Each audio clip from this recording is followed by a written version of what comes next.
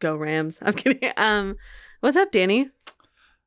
Not much. We just had lunch together, and now we're back in the zone. Yeah, it was nice. Good to catch up. What'd you think about the tacos? A little better than mid is what I would say. That's how I thought. I thought they were a little worse than mid. I had just been telling my boyfriend that I'd been missing that like sweet Thai chili sauce, and I wanted to have it like on hand more often. And they had a sweet chili chicken taco, and so that made me happy. But fine. Well, how are your tacos? I thought it was subpar, but they were. Dustin said this. The sauces I thought were good. Like the flavors were. The meats all felt like bland. Yeah, I agree. Like they got them from Aldi. My black bean taco, it felt like they just like took black beans out of a can. I think you made a mistake getting a black bean taco. I like a black bean taco, I'm going to be honest. Also, they made us pay for chips and salsa, so we were automatically not happy. We were mad. But what does that have to do with our topic today? Nothing. But so, you're a John Mulaney fan, correct? Mm-hmm.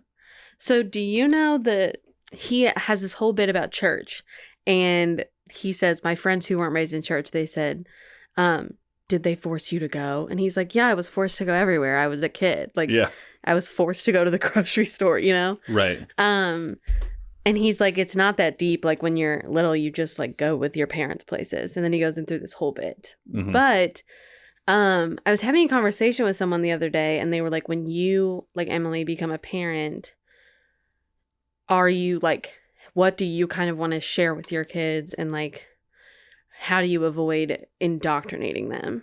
Yeah. And I think indoctrination is a really interesting word, because what my answer was like, I think indoctrination is unavoidable. Mm-hmm. I think we're all indoctrinating people with something. And so I think the question is like, I guess I just want to process the idea of like, you and I were both indoctrinated in some way. How did that affect us? And then what does that look like for you as a parent? And like, as I think about one day maybe being a parent, what that would be like. Yeah, that's an interesting question. I think it is funny. Like we make indoctrination very binary. It's like you either are or you aren't. But I think you're really on the nose with the idea that we all are. Like you could be an atheist and you were indoctrinated into that system, right? Like you could be a Catholic, a Presbyterian, a Lutheran. I mean, you could be a Cardinals fan and you're indoctrinated. Right. Like, it's so much bigger. I've been watching, this is kind of off topic, but my boyfriend and I have been watching each of the Republican primary debates. Just kind of like curious. You a big Vivek fan? Vivek is fascinating to me. Anyway, but they all of a sudden, my boyfriend is also a teacher, so when they talk about teachers, we're just cringing because they're like, these teachers are holding our kids hostage and indoctrinating. They were like, we need to have the schools stop indoctrinating our kids, and we need to tell them like that America's the best country ever. And I was like, so you don't want us to stop indoctrinating them. You just want us to indoctrinate them with something different. Right. Yeah, it's the same thing. Like I remember when I was in high school, a big conversation was like, which is funny to think about from a scientific lens. It was like, do we teach evolution or do we teach with the Bible? And it's like, either way, you're indoctrinating, right? Like you're either a creationist and you're indoctrinating that way, or you're a scientist and you're indoctrinating that way. And there's obviously areas of gray. But to the kind of the point of what you're saying, I think it's interesting to think about, and we talked about this on the last episode of kind of progressivism. Yeah. Like I think we think of it as very binary. Like we're so this, conservatives think of this, progressives think it like, I don't want to do what they did to me, so I'm going to not do that. But by not doing that, you're just doing your own version of it. 100%. And so, but I think like, so I guess before we get into what it looks like as maybe you, for you now who is a parent, like when you think of your own upbringing, do you think of yourself as like, quote, indoctrinated? I don't feel as if I was. But my house had like we didn't have very strong held beliefs on anything. Like my recollection, my parents listened to this. They might disagree with me, but you can write into the pod.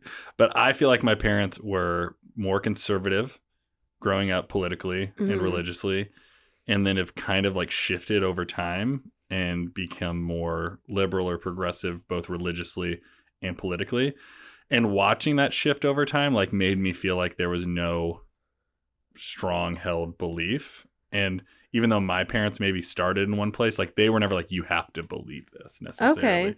So the answer is 100% yes. Like, I absorbed the information they had. Yes. Right. So, like, I remember when Y2K was happening, I was indoctrinated to think the world was ending because we believed in the rapture that was coming. And I remember crying in our garage because we thought the world was going to end. Like, and we bought a bunch of powdered milk once everything shut down and the beast rose, you know, like that. You really thought that? There was a part of it. So, like, that was some level of indoctrination. Right? Yeah. And I remember when 9/11 happened, very well-intentioned people, but, like, there was a huge, like, Islamophobic type rhetoric that was around culture, and some of it pervaded our household. And so, like, that filled my thoughts initially on that happening. Right. Yeah. Like, and then hearing it in school, like, we think about it now, like, the things that we said, it was like very anti, like, Islamic folks as we were going through that, right? Just based on, like, what we assumed to be true about it. So there was indoctrination happening there. Religiously, though, I don't feel like I was hyper indoctrinated, but that's partially because I had no idea really what my parents believed. Like, I knew we kind of went to church sometimes, but I, like, never really knew what they believed about things. And so I don't know that I felt indoctrinated there. Do you think not knowing your parents' beliefs affected your, like, I'm wondering, as you said, like, I didn't really know what my parents' beliefs. Maybe they didn't hold to it that tightly. Do you think that helped you or almost primed you to be more willing to enter into the gray because you grew up kind of in the gray? Yeah, I think I wouldn't use the word helped because I don't know if it's good or bad, but it has contributed to my desire to not hold things strongly because I don't think I saw that in my upbringing, which is something you could say I was indoctrinated into. Like, I was indoctrinated into embracing gray, right? But yeah, I think it's, like, it definitely contributed to that. Like, watching my parents, like, shift in political beliefs where, like, people around me, I was like, they were very, like, solid and stoic on those. Yeah. Religious beliefs, like going to church, we were all in for a season. And then my brother graduated high school and then we just stopped going. And that was, like, in early formation years. And I didn't go for, like, 10 years, you know? Yeah. Like, and then went back. And then it was like, oh, this is important to us again. It's like, so watching things vacillate so heavily, I think probably contributed to that for sure. Yeah. Do you feel like you were indoctrinated? It's a good question. And I think my story maybe points to the idea that indoctrination can happen not just from your parents. Your parents make a lot of decisions for you. But for example, both of my parents kind of became Christians in their 20s, like in their early 20s. Okay. And they were kind of like, when they got married is kind of when they like they found Presbyterianism, and they kind of both grew up in households where they didn't feel super sure and they weren't feeling great about like how they were raised. And so they kind of found Presbyterianism and maybe more fundamentalism or a different kind of fundamentalism together. But because of that, I mean, they were very open about their beliefs with us for sure. But I remember like my mom saying that because they themselves were like newer to this faith system, they didn't feel the most confident to like pass that down to us on their own. So they prioritized like making sure we like went to church and had Sunday school and went to like the other children's activities where we could learn things. And like we ended up going to like Christian school and things like that because they kind of felt like, okay, it's kind of our duty to pass on this belief, but we don't know if we necessarily feel the most confident. Again, not that we didn't talk about it at home, but they kind of wanted to, I think, supplement their own. Right. As they were still figuring out what they believed. Yeah. Right? As they were being indoctrinated themselves. For sure. And I think it has such a negative connotation, like the word indoctrination. Yeah. And I get why. Like it makes it sound like you're just like feeding something into a kid's brain. Yeah. Well, I was going to ask you, like, do we think indoctrination is bad? Like It's a great question. Because I don't know that it's good or bad, but I think it's unavoidable. I think it's unavoidable. And I will say I think there's truth to the fact that kids are sponges. They're absorbing everything. I feel like people always say, like, kids see everything that you do. And so, like, even if you're not saying things that people, if kids are watching you, I don't know, like, drink 10 beers every night, they might be like, beer's great and you should have 10 every time you have them. Right. And so, like, sure, that's indoctrination. And I think it's unavoidable, but I think we should honor the fact that, like, kids are small and they're sponges, and there's a sense in which whatever you feed them might be harder for them to overcome if they eventually change their mind. Yeah. Um, Yeah, I think you hit it on the head in the sense that like they're always like I think about the way I perceived alcohol in my house, right? Like Yeah. I never saw it, but I knew people in my house were drinking. And so that influenced how I understood what it meant to engage in alcohol, right? that it should be hidden. Yeah, kind of like that was in and through college and other parts of my life, like I acted as if that was the way you do it as a learned experience. And I think that's a better, less triggering phrase for people is like we're all gaining learned experiences through what we absorb like this sponge. Yeah. And because indoctrination does sound very binary, I mean, it's bad. And then the other side of it would be to not do that, which is good. But the reality is kids and humans, your parents in their 20s, Yeah. we're all absorbing things. Me in my and 20s. We're putting on, like Democrats are indoctrinated. Yes. Republicans are indoctrinated, right? Americans are indoctrinated. Christians are indoctrinated, right? And we absorb the information that we have. And so like the reason I asked, like, I don't think it's inherently bad. It's like, it's just another way to say information sharing. But when you look at it like the Nazi youth in Germany, that's bad, right? So but that's how we think about indoctrination. Yes. And part of that is the message, I would say. I think, and people disagree on what messages are good and what messages are bad.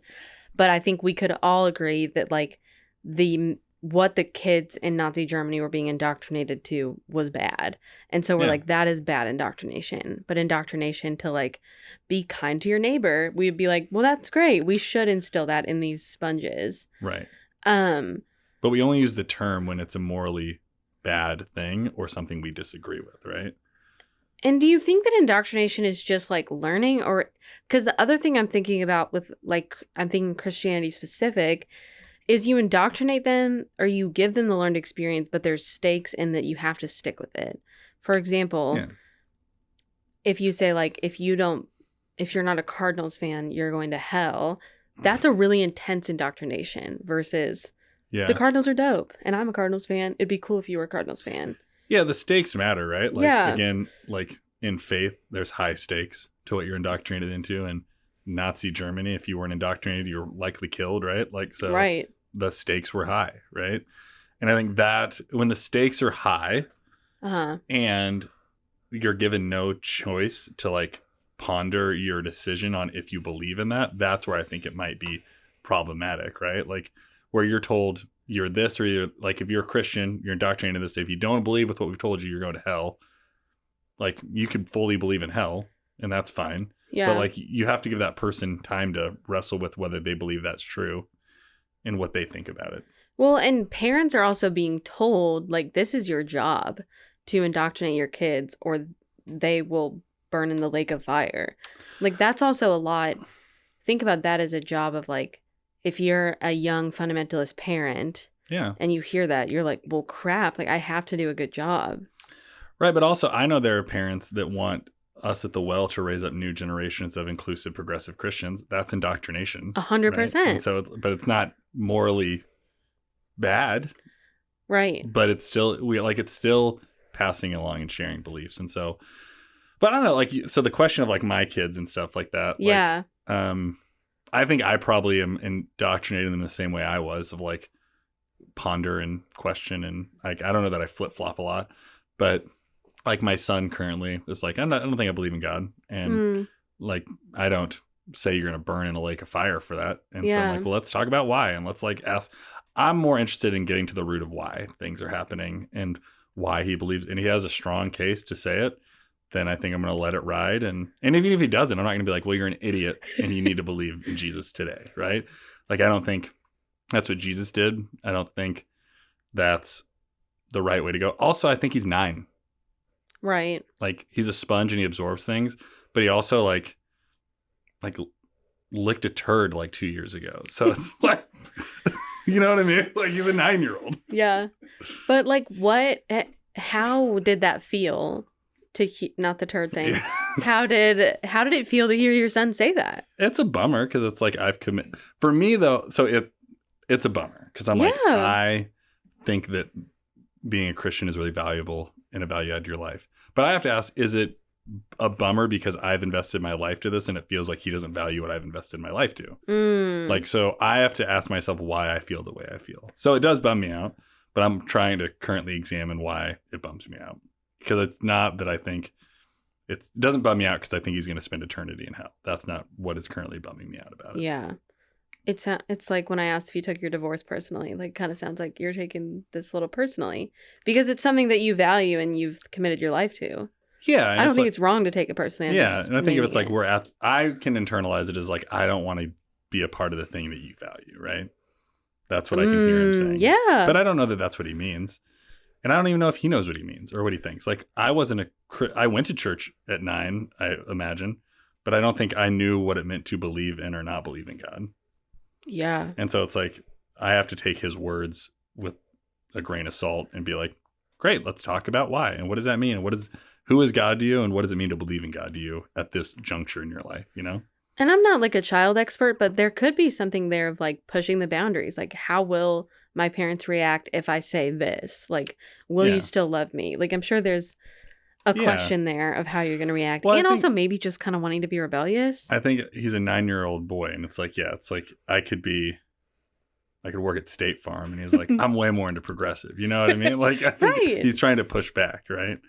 So I think there's some of that. But I've said on this several times, like, I want to create like a pretty open and embracing and questioning kind of environment in our house where it's like, you can really feel confidence not agreeing with me on things, my kids and my wife and my whole family. And so it's like, I want it to feel like it's not what dad says goes. It's not what mom says goes. It's like we're in this thing together. And when I think it's like one person is the head of the household and they're the only one that gets to determine what's right belief in the house, that's where indoctrination can like take over and maybe get a little scary in my view. Yeah. I think there's truth to that.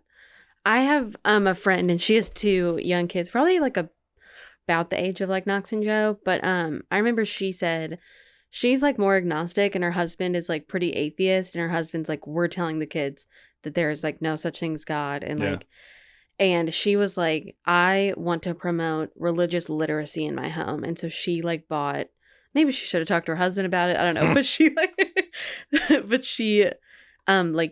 they went to the library and she got the kids like a book of each, like a kid's version book of kind of each like big world religion. Sure. And she was like, I want you guys to know all of these. And she was like, and if one of them sticks with them, then that's really cool if that helps them. Yeah. And also none of them may stick with them and that's also fine. But what I want them to, I don't want to just say like, it's fine, whatever they believe. I actually want to like give them the tools to explore. And I thought there was like something beautiful about that.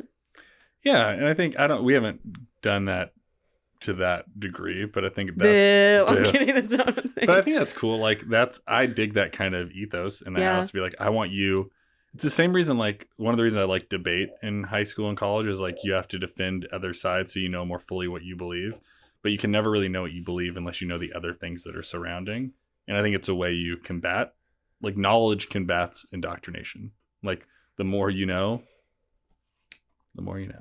It's not like a tagline, but like knowledge combats indoctrination. The more information you have, the less likely you are to be indoctrinated or to be just like blindly follow. Yeah, or to be like, I love this because I've seen what else the world has to offer. Like indoctrination without outside information is dangerous. For sure. So like when you ask Knox, like, okay, why don't you believe in God? If he was just like, I don't know, just like my buddy told me to not believe in God, like that's different than him being like, well, I've really thought about it. You know what I mean? Yeah, he's like, I'm super into the flying spaghetti monster and I'm a pastafarian now. It's like, I think that'd be great if he had a great reason for it. Wow, you really looked into this, you know? Yeah. But yeah, I think it's something that we, especially in the deconstruction, I was going to say in the deconstruction zone, in the deconstruction world, we tend to talk about is like the evil that we're pushing back against is indoctrination. And I would say in a sense, like part of deconstruction is pushing back against or unlearning some things that you were, quote, indoctrinated into believing.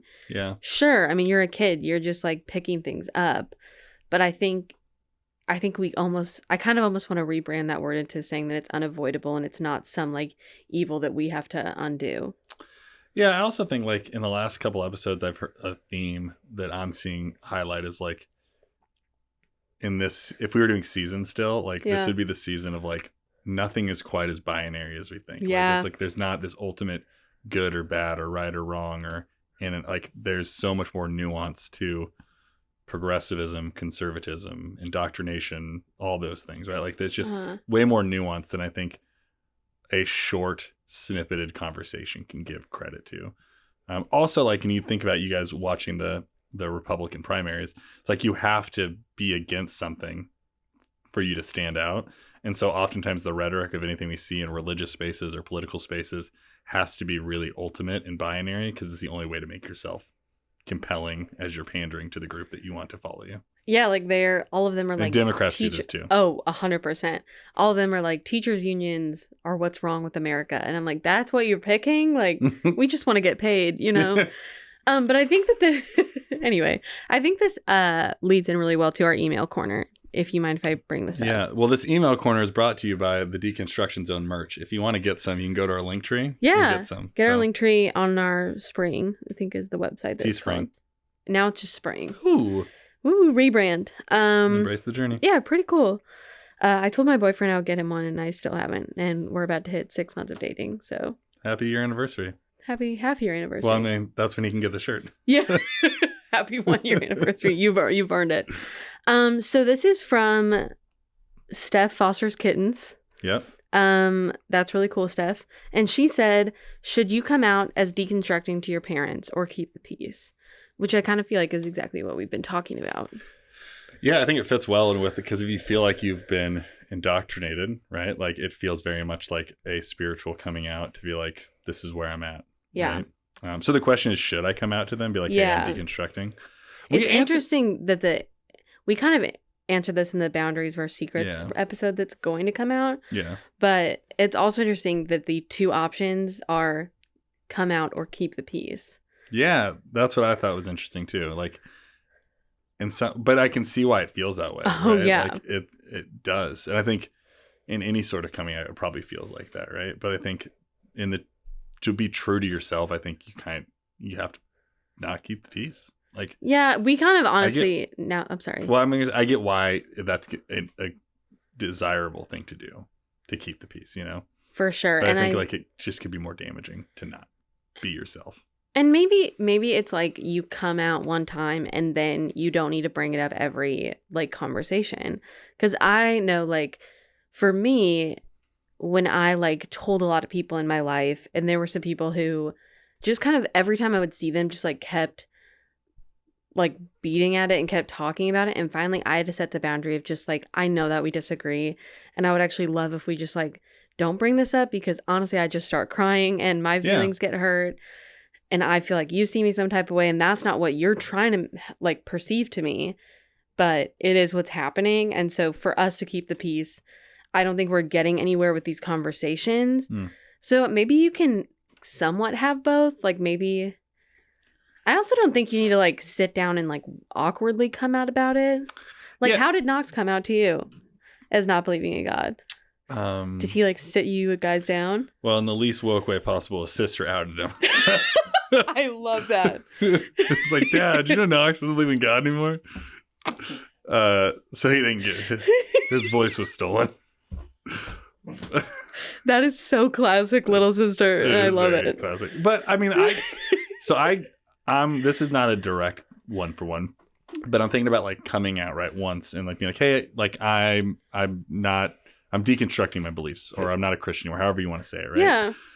I think about it like when I started telling people I was going through a divorce, I didn't tell everyone I was divorced. Like I was like, hey, what's up? I'm Danny and I'm divorced, right? Like there was a time and a place. And once I told you once, I didn't feel like we had to talk about my divorce every time we hung out. And so I think it's in some ways similar. It's like there's power in letting it out there. So you're not feeling like it's festering, you're holding it in. You're true to live who you are and let people know that. But to what you're saying, it's like you have to also set boundaries. And like, here are the people I want to talk more about this with. Here are the people I don't. Here are the things that I find comfortable right now to talk about it. But I think getting it out, even if just to a few people, is helpful because it helps you start to live more of your truth and embrace the actual, you can't embrace a journey you don't believe, like you haven't named that you're on. You know what I mean? So I think you have to say it, at least at some point. And maybe help it be more natural. Like if it comes up, you could say like, oh yeah, I'm actually, if someone says something about theology, you could say like, yeah, I'm actually like not quite sure I stand on that anymore. Yeah. Like to me, and this is just me, like that's all it has to be. If it has to be anything, you don't have to be like, here's exactly where I'm at on all of these issues. Like I think with my parents, a lot of I kind of moved back home to do my student teaching kind of while I was processing a lot of this. Mm-hmm. And I think that they kind of had a front row seat in a lot of ways too. I was like really in my anger stage at that point, and I was like, this makes me so angry and this frustrates me, and like they heard me processing that, so I never really needed to come out to them because they were like, we get that you're mad. Yeah, like right. But they're like, that doesn't mean every time I see them we have to like process it, Yeah. They kind of saw that this journey was happening, Yeah, and it would be a sign of unhealth of anything if you like just kept having to like come out or reprocess it. Like both of the person you're telling it to, like if you have to keep telling them, there's an issue with that person's absorption of it. But it's also like to be able to move past and live into the reality of what it is, like is probably healthy, right? To be like, I've said this and now let's live into this, Yeah, and I think the other side of indoctrination is like when you have an adult child or something, there's a point in which, like my dad said this to me one day, and it meant a lot to me, is he just was basically like, he was like, Emily, I would love if you and I were on the same page about everything faith related. Mm-hmm. And he was like, but what I also know is that me hammering it won't do anything for that. It won't convince you. And he was like, I hope that you end up agreeing with me. Of course I do, because like, I love what I believe. He was like, but I also think that needs a personal journey that you're going to have to go on. Yeah. And to me, that was just like perfect. Is he owned the fact that yeah, I'm sorry to keep bringing this back to Knox, but like, I'm sure you'd hope that Knox would agree with you because you like love your beliefs, But well, I think I'm right, but no. But there's a point in which like for you to just keep hammering it and being like, you have to think how I think isn't going to do anything. Yeah, and I think it's funny. It's like beliefs are like, maybe this is dumb. I'm going to saying this as I'm thinking, but like beliefs are the only thing we like hammer home. Like we just keep hitting until someone like we just keep hitting them over the head. And like, but we have proof that doesn't work. But we're like, but it's probably going to work if I do it. And it's like, but it never does. Like, yeah. But if you really care about it, like living as if that's true is the best way to invite people to experience and like giving them space to be who they are, right? Rather than like forcing them to be a part of it. And you have every right to say like why yours is compelling. Like my dad and I touch base most Sundays about like what church was about, and like he tells me like what his church was about, and I'll tell him like what we talked about at my church, and like that's great. And usually we're both like, yeah, those are both great things to talk about. You know what I'm saying? Like I think we find a lot of commonality through that, even though we don't. If you sat down with both of our doctrinal statements, I'm sure they wouldn't fully line up. Right, but it also is proof there's more commonality than we think. But when we really try to shrink it to a one-page document, that's when there starts to be like the issues, right? Or I'm 100% with you. So I think for Steph, like I would say, if you're processing, like, do I come out as deconstructing? And also I would say you might not be ready for that yet. Like it took me a little bit before I was open with more people because I needed some time with myself to just like sit with it and kind of even know how to say or how to like give words to what I was going through. And so maybe you do need time. Like I don't think every time you have any little doubt, you have to like go tell your parents, but I think if it's a big thing in your life and it would ultimately probably help you for them to know and help you feel known, I mean, then I think that it's worth it. But you also might have to set some boundaries and hopefully find commonality. Yeah. No, I think that's a wise word. I think this is a hard, like it's a big and all-encompassing, scary conversation. But I think having some courage in it is always important. And I will also say, we said this in the episode a little bit ago of like, we can't take people's stories and use them to prescribe like things. And I think my story is different than your story. I don't know Steph's story. I don't know her relationship with her parents. Like, you're going to need to figure that out kind of on your own if that is like a safe thing for you to do. Like, who knows? Yeah. The only person that can tell Knox's faith story is his sister. Or tell a sibling, Yeah. and they will happily tell your parent. They'll happily do it for you. So, well, I think it's a funny joke to end on, but I think we've done what we could do in this. Yeah. And I think it's a difficult topic, but it's a worthwhile one because I think we get a lot of messages that don't specifically say, hey, what are your thoughts on indoctrination? But a lot of it's interwoven in that kind of tension. So I'm glad we addressed it because I feel like we've tiptoed around it, not intentionally, but like we've dipped a toe into it. And it's like to kind of go head on to it for a little bit, I think is worthwhile. 100%. So are we ready to go to the recommendation zone? I'm ready. I'll start if that's cool. Yeah. I think I've already recommended it on here, but I've gotten further in the show, so I want to talk about it again. BoJack Horseman. Have I talked about that already? The answer is yes, but I can't remember if it was on here or not, but say it again. Right. If I've already talked about it, I think I was new to it. I'm loving it. I'm on season 6, and that's the last season that's currently out.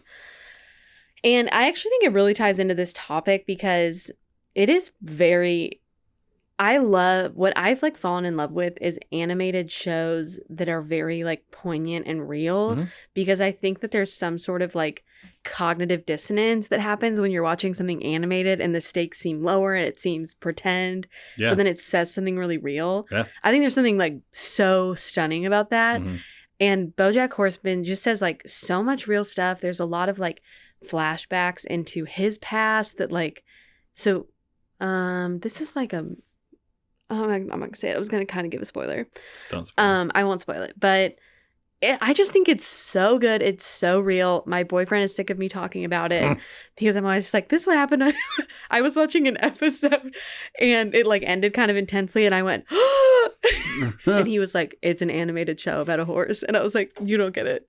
But I think it's really beautiful and I would just like highly recommend it. It's very thought-provoking, but also fun. Okay. Yeah. I don't know if you've seen or heard of Elemental, but I cannot. Every week is a new. We watch it every week before we record and have a new thought about it. I kind of have a goal to weave in Elemental for the next 50 episodes. So I last night, as of the time this is recorded, was at my good buddy Dustin's Retro Swap Midwest game store in St. Charles off Newtown Boulevard. Wonderful place. If you're looking for a place to chill, play some retro games, and just like have a vibe, it's a cool place to go. Like, check it out. Dustin maybe will throw more information our way that I can put in the bio, but it's worth checking out. New store, cool thing. Did you play some retro games? Played a little bit with Knox. Knox was there for this. We did like a church event, and he was Hopefully just like, you used it to talk to him about his faith. We did, yeah. Right. We used the Simpsons video game to talk about it. So no, but he was like ripping through. He loved it. It was a lot of fun. Aww. And it was cool. Like if you're into like 90s vibes in video games, it's your spot. So Retro Swap Midwest, check it out. That's my recommendation. That's super cool. Yeah. 2 different recommendations, but I love it. Yeah. Well, this was a good talk, and everybody, thanks for listening and embrace the journey. I got nervous. I thought that you were gonna. For some reason, I thought that you were gonna like go sooner.